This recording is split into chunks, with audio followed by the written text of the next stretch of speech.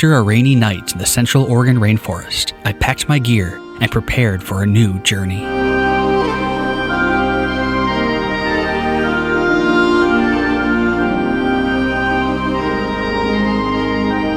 Dreams of northern shores.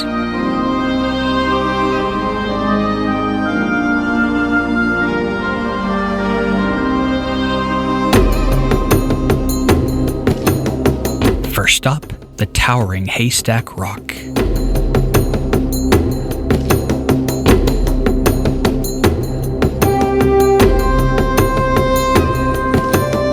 The Oregon coast is a place of thousands of ephemeral worlds where the coming and going of the tides summons pools full of life.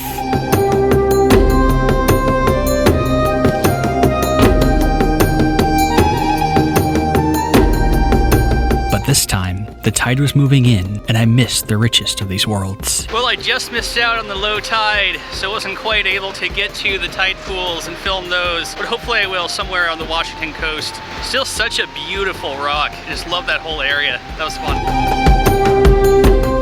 While far removed from the plains of my home, the Oregon coast played a key role in the West as we know it. All right, well, I'm in the final section. It was called the Fort Canby Trail. And this is where Lewis and Clark first made connection with the Pacific Ocean after their gigantic journey down the Missouri. And it's really funny because, like, as somebody from Montana, I've always kind of thought about Lewis and Clark as a Montana phenomenon. But of course, the pair explored all the way down the river to the coast. So it's been kind of interesting to see the location where they first saw the Pacific. Seeing the sun shine through the vegetation, I thought of the role of history. More than just places and times, it crafts the very essence of our world.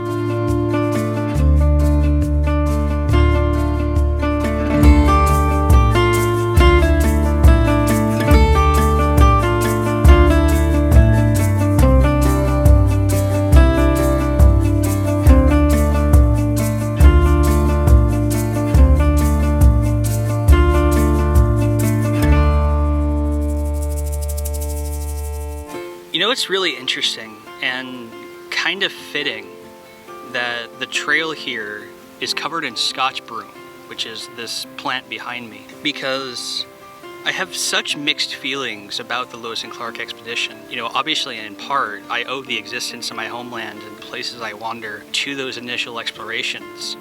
But there was something that fundamentally changed about the Western world with the incursions of Europeans into these areas. And this plant behind me, though quite beautiful, is an invasive plant that's spread throughout Oregon and throughout the western US and does quite a lot of damage. And so while beautiful, I think it's quite symbolic of the fact that there's something that fundamentally changed about this ecosystem. And since Lewis and Clark's arrival into this area, the West just hasn't been the same. You know, it's still the West. I still love it. You know, obviously, but it does pay to think about what it took to exist in these landscapes that we have. My love for the West is a complicated thing, an utter awe for the wild land and its animals, met by an understanding of just how much Native peoples lost for us to obtain it.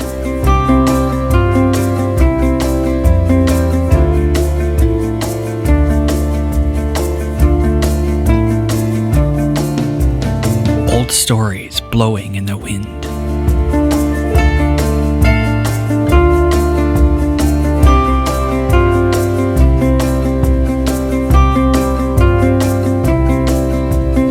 But through it all, a gratitude to explore and wander in wonder.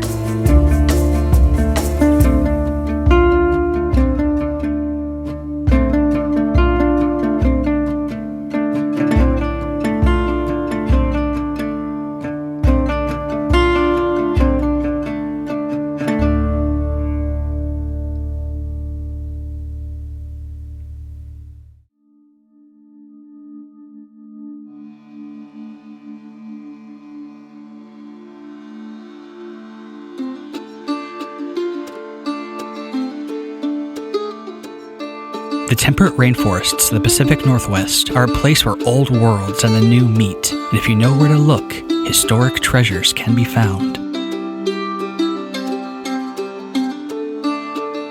Inside Cape Disappointment State Park, you can find Fort Canby, a now decaying set of buildings that were occupied from the mid-1800s through World War II.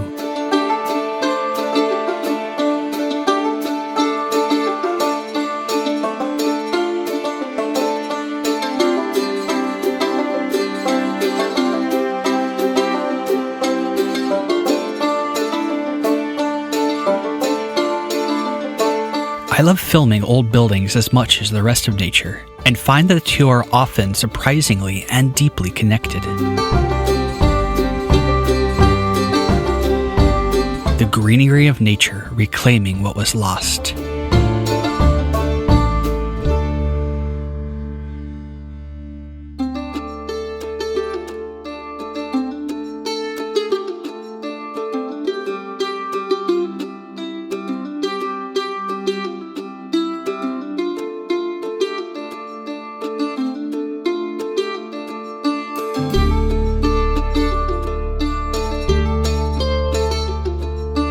Barriers between worlds removed.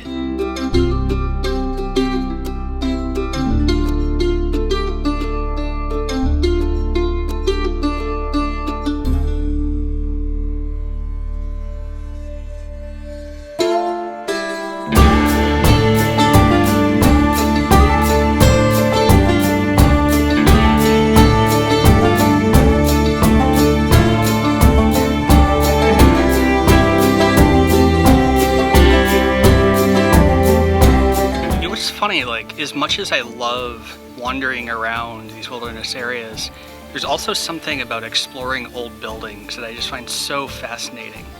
You know, just thinking about the nature of the lives of the people who built these barracks and were stationed here and are really uncertain about the state of the world to come in the 1940s. Really quite incredible. To end the day of exploring, I visited the remains of the Peter Iredale, a four-masted ship that slammed into the Oregon coastal sands in 1906.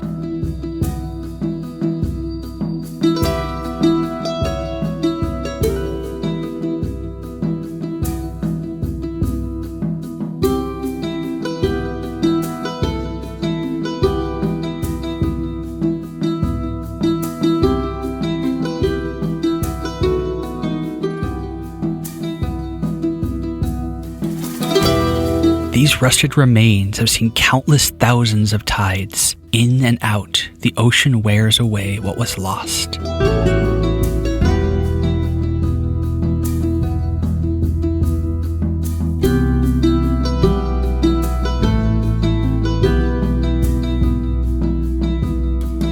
know, I've really got to say, there's something just amazing about something like this. Go back 100 years ago, and it tells a story of a now gone time. The idea of the people who worked on this ship went aground on the Pacific Ocean, not certain whether they would be okay during the crash, violent winds blowing. This is what I love about history. This is what I love about these old objects.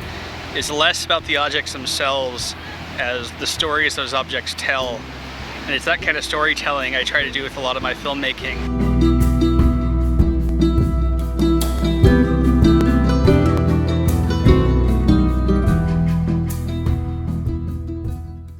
In the next video, I visit Washington's astonishing Olympia National Park for the first time and film a titan of a spruce tree that has been alive for over 1,000 years. Until then, wander and wonder.